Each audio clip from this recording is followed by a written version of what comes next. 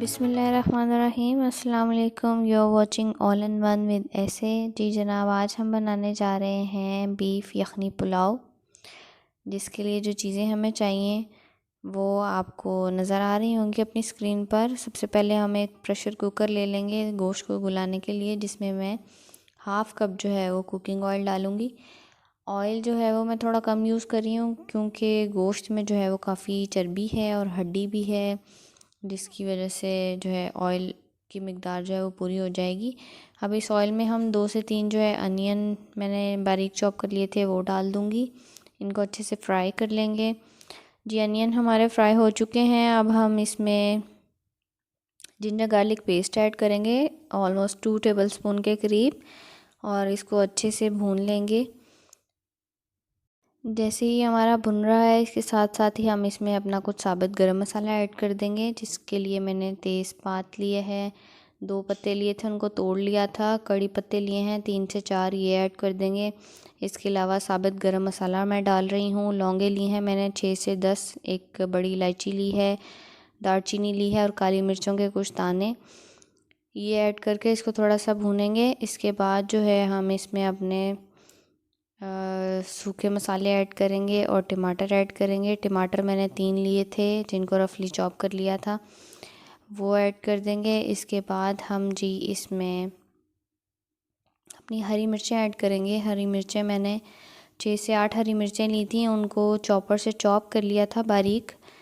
اس کے بعد میں اس میں زیرہ پاؤڈر ایڈ کر دوں گی 1 ٹیبل اسپون کے قریب۔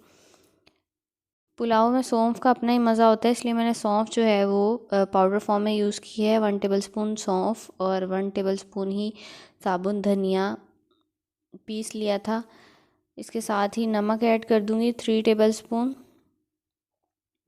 اور چلی فلیکس لیے ہیں میں نے 1 ٹی اسپون کے قریب۔ یہ سارے مسالے اس میں ایڈ کر دیں گے، تھوڑا سا پانی ڈالیں گے اور اس کو اچھے سے ہم بھونیں گے۔ آپ بھی سوچ رہے ہوں گے کہ یہ یخنی پلاؤ ہے تو یہ یخنی تو بن ہی نہیں رہی، تو بس تو پھر انتظار کیجیے اور دیکھتے جائیے یہ ہو کیا رہا ہے۔ اب میں اس میں اپنا بیف ڈال دوں گی۔ بیف میں نے ½ kg کے قریب لیا ہے، اچھے سے دھو کے صاف کر لیا تھا۔ آپ دیکھ سکتے ہیں یہ کافی چربی والی بوٹیاں ہیں، اور پلاؤ جو ہے وہ ہمیشہ چربی والی بوٹیوں کا اور ہڈی والی بوٹی کا ہی اچھا بنتا ہے۔ اب اس میں ریکوائرڈ واٹر ڈال دوں گی جتنا مجھے چاہیے۔ میں نے اس میں 3 گلاس کے قریب پانی ڈالا ہے۔ اب اس کو ہم پریشر کوکر لگا دیں گے تقریباً 15 سے 20 منٹ کے لیے۔ جی تو ہمارا گوشت اچھے سے گل گیا تھا، میں نے اس کو دوسرے دیگچے میں ٹرانسفر کر لیا تھا اور اس میں اپنے آلو بھی ڈال دیے تھے۔ اب ہم اس میں ہرا دھنیا اور پودینہ ڈالیں گے۔ پودینے کے 6 سے 7 پتے لیے تھے، وہ دھنیے کے ساتھ ہی میں نے کاٹ لیے تھے، وہ اس میں ڈال دیں گے۔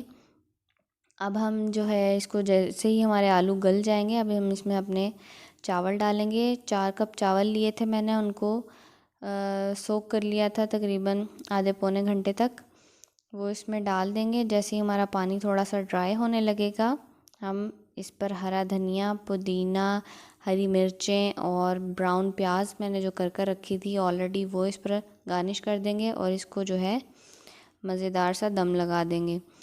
دم کے لیے تقریباً آپ 10 منٹ کا دم، 10 سے 15 منٹ کا دم انف ہوگا اس کے لیے۔ جی تو دم کے بعد ہم چیک کرتے ہیں اپنا پلاؤ۔ آپ دیکھ سکتے ہیں کہ کتنا مزیدار لگ رہا ہے، چاول بھی بالکل الگ الگ ہیں، جڑے نہیں ہیں۔ میں نے اس کی یخنی پہلے اس لیے نہیں بنائی تھی کیونکہ جو سوکھے مسالے ہیں، سونف ہے، دھنیا ہے، وہ ہم چھان کر بعد میں نکال دیتے ہیں، وہ ویسٹ ہو جاتے ہیں۔ پاؤڈر فارم میں یوز کیا تھا اس کو تاکہ وہ سب اندر ہی رہے اور مزے کا ٹیسٹ دے۔ جی تو ہمارا مزیدار سا بیف یخنی پلاؤ بالکل تیار ہے، آپ لوگ ضرور ٹرائی کریے گا، ضرور انفارم کریے گا کیسا لگا آپ کو، کمنٹس میں بتائیے گا۔ Do like and share and subscribe my channel. اپنا اور اپنوں کا خیال رکھیے گا، دعاؤں میں یاد رکھیے گا، خوش رہیں، آباد رہیں۔ اوکے جی، اللہ حافظ۔